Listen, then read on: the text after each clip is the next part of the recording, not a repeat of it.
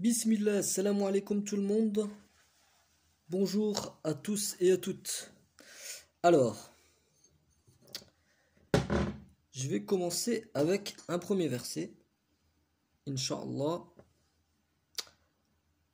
Bismillah, a'udhu billah minash shaitan rajim. Bismillahir rahmanir rahim. لو أنزلنا هذا القرآن على جبل لرأيته خاشعا متصديا من خشية الله تلك الأمثال نضربها للناس لعلهم يتفكرون. Si nous avions révélé le Coran sur une montagne, elle serait fendue par crainte d'Allah. Elle se serait fendue par crainte de Dieu, par crainte d'Allah. Ainsi, nous vous donnons des signes afin que vous réfléchissiez. Je commence avec ce verset pour justement appuyer le fait que parler au nom de Dieu, parler en son nom, parler du Coran, donner son avis, c'est quand même quelque chose d'assez lourd. En fait, Dieu il nous dit que si le Coran était révélé sur une montagne, elle se serait fendue par crainte. Elle aurait eu peur. Et pourquoi je dis ça, c'est justement pour vous expliquer pourquoi moi, dans mes vidéos, j'ai toujours un petit peu cette peur en moi de venir et de dire que je détiens une vérité, que ceci et cela, etc. Donc voilà, ce que je fais, c'est je ne fais que partager ma réflexion avec vous. Partager ma réflexion et que, Inch'Allah, ma réflexion, même si elle n'est pas la vérité, et il y a de fortes chances qu'elle ne soit pas la vérité. La vérité ultime, je ne pense pas que quelqu'un la détienne. Mais Inch'Allah, par l'aide de Dieu, puis j'espère que mes réflexions puissent aussi nourrir celles de vos réflexions, celles de mes auditeurs. Voilà. Donc, ce verset est aussi pas mal. Il appuie aussi toujours sur cette notion d'humilité que moi j'aime bien. Et en fait, Allah nous invite dans pas mal de versets. Et ce verset-là est lourd de profondeur. Dans le sens littéral comme figuré. Hein. Lourd de profondeur, vous pouvez voir que justement il dit la montagne c'est quelque chose de très lourd et elle se serait fendue. Voilà. Alors, j'aimerais faire une vidéo pour partager ma réflexion sur comment tirer des informations du Coran, comment le comprendre. Et j'ai justement commencé par le verset pour dire que ce que je vais dire par là, c'est pas voilà exactement comment comprendre le Coran. Loin de moi cette prétention. Voilà. J'espère que je me suis fait comprendre. Voilà. Et que donc je réappuie le fait que je dis que je partage ma réflexion.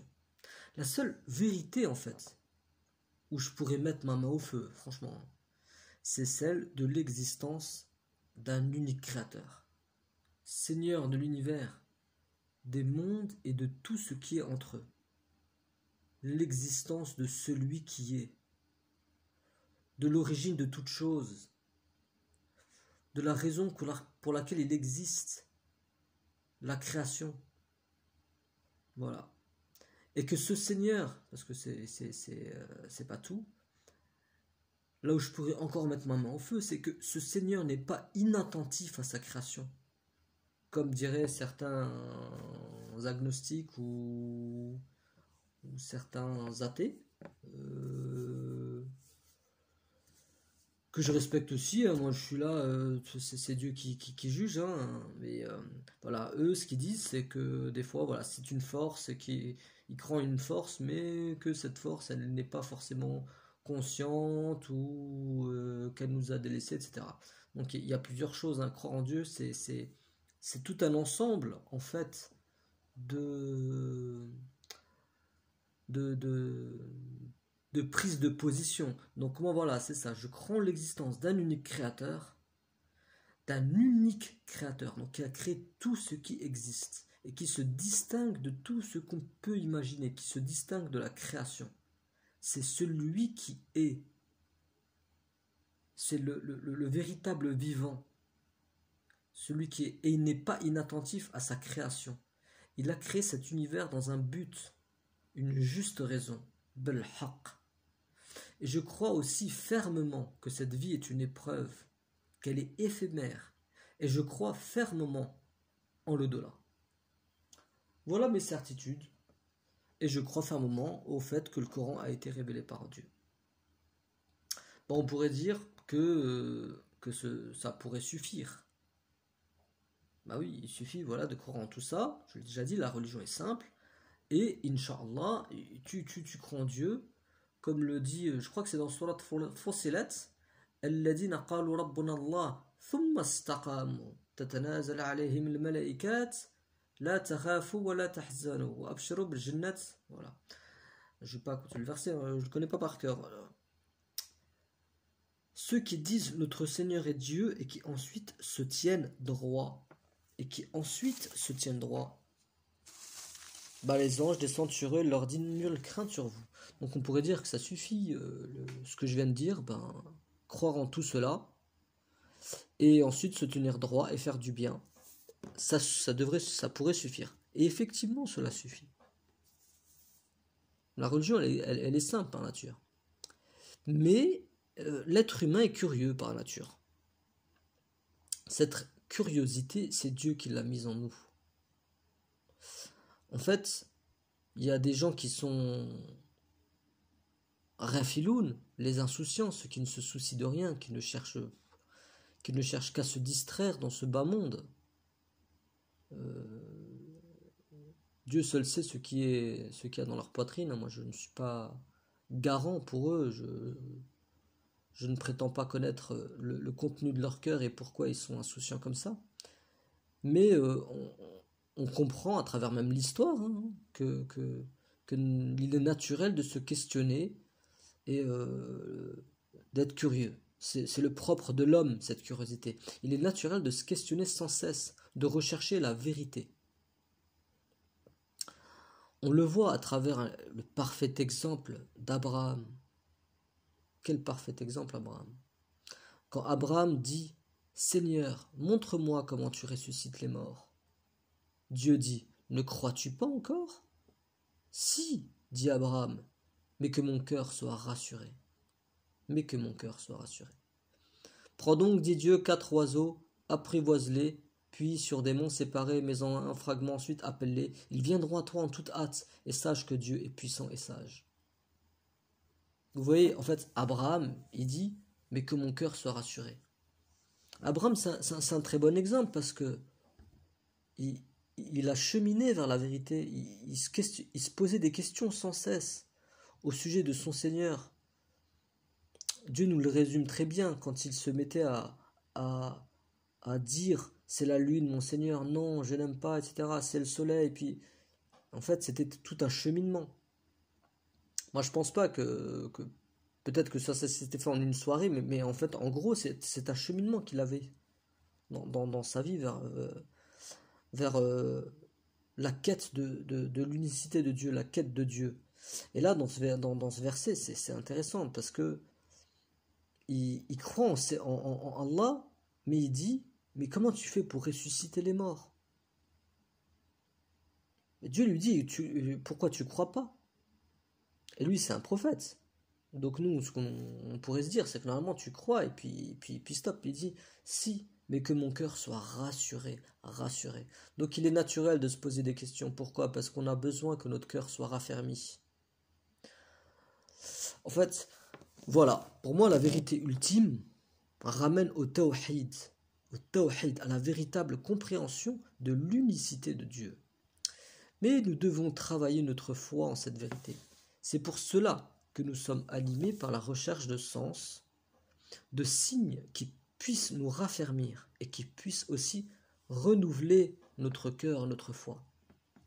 C'est un travail qui est voilà, itératif.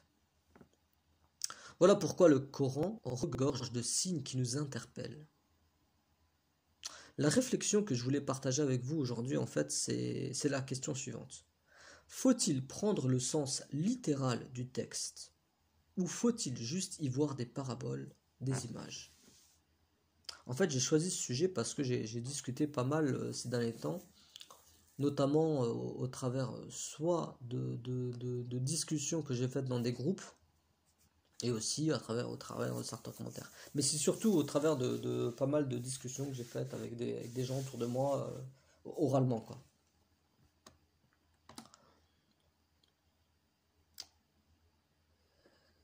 Donc, qu'est-ce qu'en dit le Coran? Moi, ce que je vais essayer de faire, c'est de vous dire ce que j'en pense, mais à travers ce que je vois du Coran, bien entendu. Et bien, dans le Coran, il y a deux types de versets, en fait. Enfin, il y a trois types. Il y a des versets simples qui, euh, qui nous relatent des faits, que ce soit des faits, des, Allah nous informe d'un certain nombre de choses dans l'au-delà, d'un certain nombre de choses le concernant, pour qu'on puisse mieux comprendre qui est Dieu, des récits, etc. Et il y a des versets, il y a deux autres types de versets, euh, où Allah nous interpelle, où Dieu nous fait appel à notre raison. Le premier, il va nous donner un exemple de choses concrètes. Par exemple, dans la création des cieux et de la terre, l'alternance de la nuit et du jour, le navire qui vogue en mer chargé de choses profitables aux gens, l'eau qu'Allah a fait descendre du ciel et par laquelle il redonne la vie à la terre une fois morte et sur laquelle il disperse des animaux de toute espèce, la variation des vents, des nuages soumis entre ciel et terre. Il y a des signes pour des gens qui raisonnent. Ça, c'est dans Surat Baqarah, verset 164. Je peux vous donner un autre exemple, hein. Dans la création des cieux et de la terre, l'alternance de la nuit et du jour, il y a certes, là, des signes pour les doués d'intelligence. Surat Al-Imran, verset 190.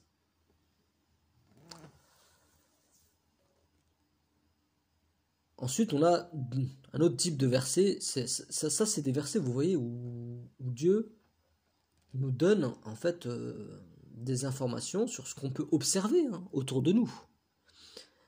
Et il nous dit que dans ce qu'on peut observer, eh ben, il y a des signes, il y a des ayats, pour ceux qui veulent voir au-delà, pour les doués d'intelligence. Ensuite, il y a clairement ce qu'on appelle les versets métaphoriques, paraboliques. Par exemple, dans Surat Al-Ra'd, on peut voir je vais juste le chercher dans la Sourate 13, on a pas mal de paraboles. Par exemple, il a fait descendre une eau du ciel à laquelle des vallées servent de lit, selon leur grandeur. Le flot débordait à charrier une écume flottante et semblable à celle-ci. L'écume provenant de ce qu'on porte à fusion dans le feu, pour fabriquer des bijoux et des ustensiles. Ainsi, Allah représente en parabole la vérité et le faux. L'écume, entre parenthèses du torrent et du métal fondu, s'en va au rebut, tandis que l'eau et les objets utiles aux hommes demeurent sur la terre. Ainsi Allah propose des paraboles. Ici c'est une parabole sur le vrai qui reste, et le faux qui est éphémère, qui est destiné à disparaître. On a aussi la fameuse parabole, enfin on a plein de paraboles dans le Coran, hein. La parabole sur la bonne parole. N'as-tu pas vu, dans Surat Ibrahim, verset 24, n'as-tu pas vu comment Dieu propose en parabole une bonne parole, pareil à un bel arbre, dont la racine est ferme et la ramure s'élançant dans le ciel. Il donne à tout instant ses fruits par la grâce de son Seigneur. Dieu propose des paraboles. En fait, propose Yadrib Allah al-Amtal. Moi j'aime bien Yadrib plus que propose, parce que dans Daraba, personnellement, je vois aussi un petit peu le côté. Je pense que c'est peut-être pour ça que les gens ont, à l'époque avait mis peut-être frappé, mais il y a il y a cette petite notion de ça te frappe l'esprit en fait. Je sais pas si vous voyez où je veux en venir, hein. Je veux pas dire que daraba veut dire frapper, mais qu'il y a cette notion. Je le préfère à proposer. Non, daraba, voilà, c'est une parabole qui vient et qui doit t'interpeller en fait. Donc ici, donc pour récapituler, donc on a les versets où Dieu nous donne des faits observables et il nous dit qu'à partir de ces faits observables, on peut en tirer des leçons et méditer. Et ce qui est intéressant, c'est que qu'est-ce qu'il dit en vérité? Dans le deuxième cas, Dieu dit qu'il y a des signes. Il ne dit pas un signe. Par exemple, dans la création des cieux et de la terre, l'alternance de la nuit et du jour, il y a certes là des signes. C'est au pluriel. Le fait que ce soit au pluriel, ça veut dire que sur certaines choses qui sont observables, on peut en tirer beaucoup d'enseignements, de spiritualité. Et que ce que moi je peux voir n'est pas forcément ce qu'un autre peut voir. Vous savez, il y a cette fameuse image qu'on donne sur un... Imaginez-vous vivre dans un monde en 2 dimensions. Vous n'êtes pas dans un monde en 3D. Vous êtes dans un monde en 2 dimensions où vous avez un cylindre, par exemple. Et moi, je suis exactement en face du sommet du cylindre. Donc moi, je vois un cercle. Vous êtes exactement dans un axe perpendiculaire à moi. Et ce que vous allez voir, c'est un rectangle. Parce que la notion de volume, vous ne pouvez pas l'avoir parce que vous êtes en 2 dimensions. C'est juste pas possible. Donc tout est une question de perspective, de où vous vous placez et quelle est votre sensibilité. Donc tout ça pour dire que moi, que Dieu, ce qu'il nous dit dans ces versets, il ne nous dit pas il y a un signe, il y a des signes, une multitude de signes. Donc dans ce qu'on peut observer, ne serait-ce que dans l'alternance de la nuit et du jour.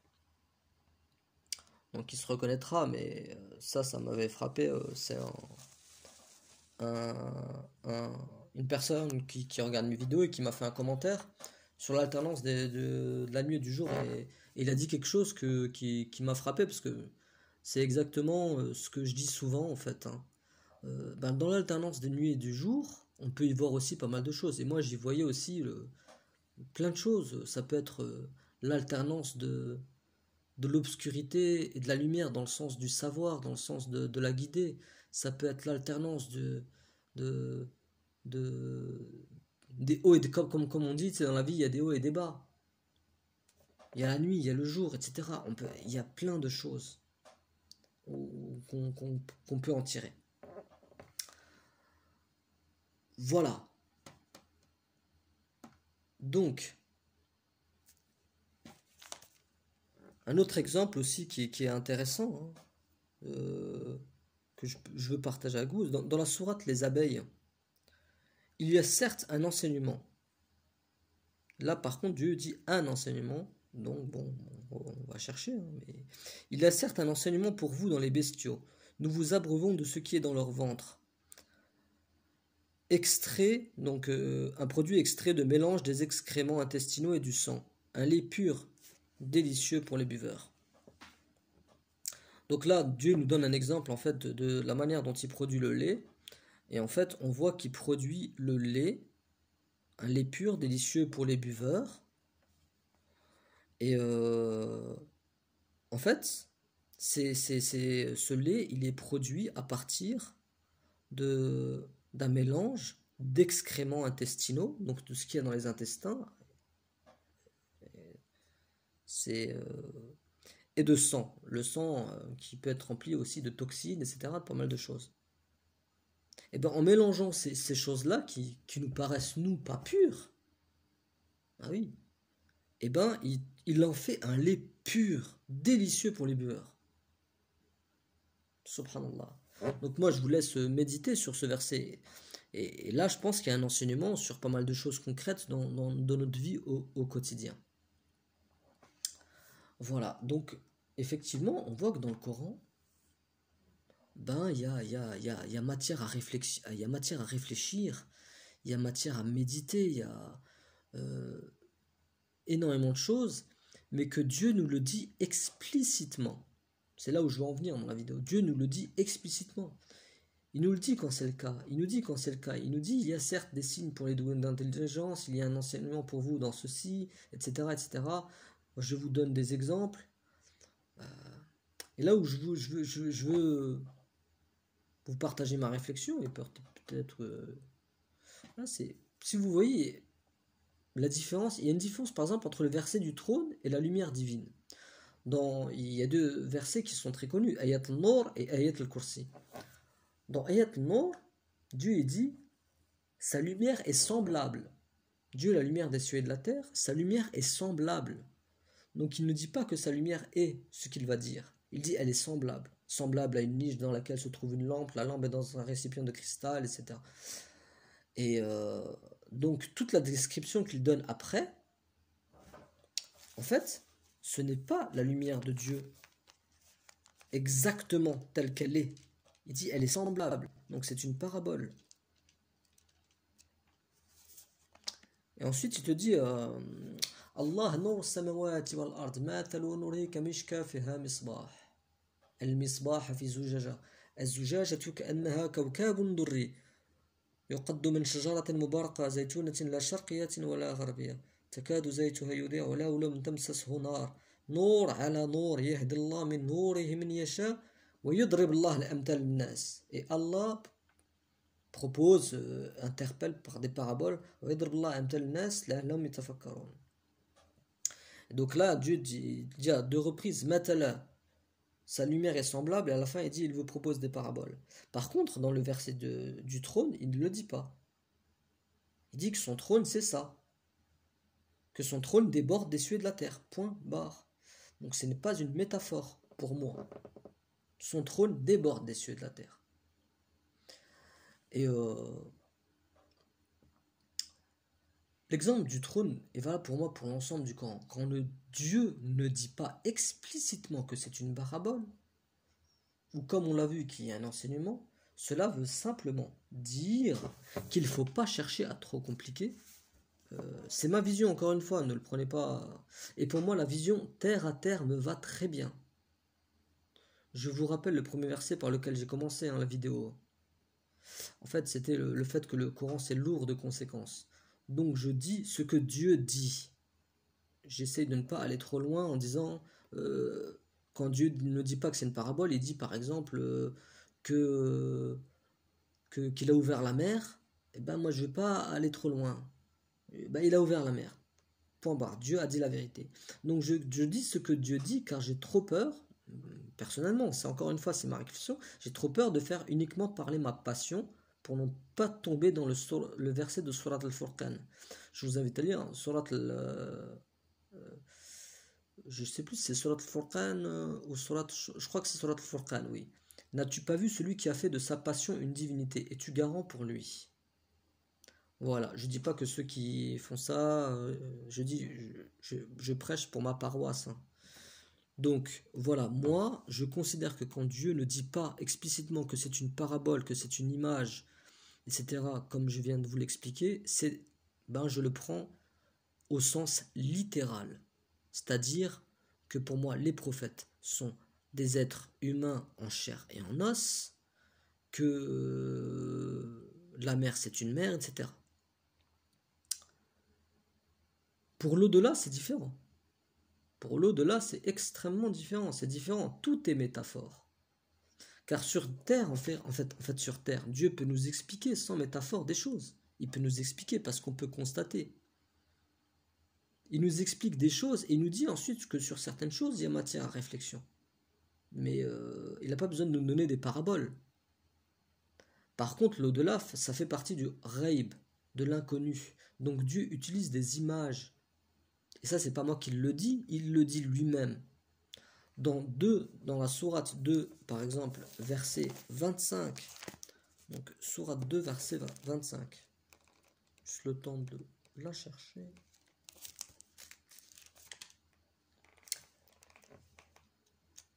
Annonce à ceux qui croient et pratiquent de bonnes œuvres qu'ils auront pour demeure des jardins, sous lesquels coulent les ruisseaux. Chaque fois qu'ils seront gratifiés d'un fruit des jardins, ils diront c'est bien là ce qui nous avait été servi auparavant.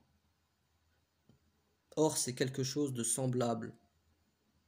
Ils auront là des épouses pures, ils demeureront éternellement. Ce qui est un peu intéressant, hein, pour épouse, etc., effectivement, il y a pas mal de choses à dire. Est-ce que c'est vraiment une épouse? Mais, or, c'est quelque chose de semblable. Il y a le mot mutashabbih, dans le sens de... En gros, moi je le vois, c'est qu'une métaphore, c'est qu'une parabole. Ça ressemble, c'est dans le fond, mais la forme, non, c'est pas pareil. Enfin, je sais pas si vous voyez ce que je veux dire.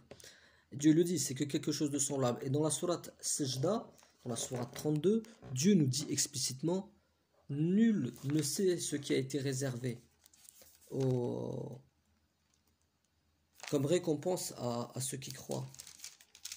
Aucun être ne sait ce qu'on a réservé pour eux comme récompense, comme réjouissance pour les yeux, en récompense de ce qu'ils œuvraient.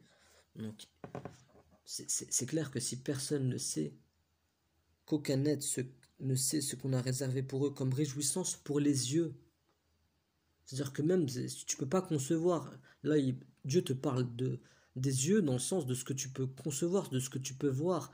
Non seulement tu ne peux pas concevoir dans ta tête, aucun être ne sait, mais même il te donne un détail avec les yeux, quoi. Donc en gros, tout ce qui est dit, tu ne peux pas l'imager. Voilà, c'est ça. Tu ne peux pas l'imager. Donc c'est pas moi qui dis que c'est métaphorique l'au-delà. Il y a d'autres versets, et pas mal de versets où Dieu le dit. Donc il y a des versets, plein de versets où Dieu nous donne des descriptions du paradis, etc., de l'enfer. Mais ensuite, il y a d'autres versets où il va appuyer sur ça, il va te rappeler que le Coran est détaillé. Hein. Dieu n'a rien omis d'écrire dans ce livre. Donc là, dans les deux versets que je viens de vous dire, il dit voilà, ce n'est que semblable, et personne ne sait, et personne ne peut imager. Donc voilà, donc en dehors de ces cas-là, c'est-à-dire l'au-delà, les paraboles, les métaphores, les invitations à l'observation des choses concrètes et à en pouvoir en tirer pas mal d'enseignements sur terre, pour moi, je prends le texte dans son sens littéral. Voilà, donc la vidéo se termine. C'était juste une vidéo sur ça, sur ma réflexion, sur comment prendre le texte. Est-ce qu'il faut le prendre dans le sens littéral, dans le sens métaphorique et imagé? Voilà, n'hésitez pas à faire part de vos réflexions. Je suis ouvert à toute réflexion, il n'y a pas de souci dans les commentaires. Alhamdulillah, et je vous souhaite qu'Allah vous guide, Inch'Allah, et salam alaikum.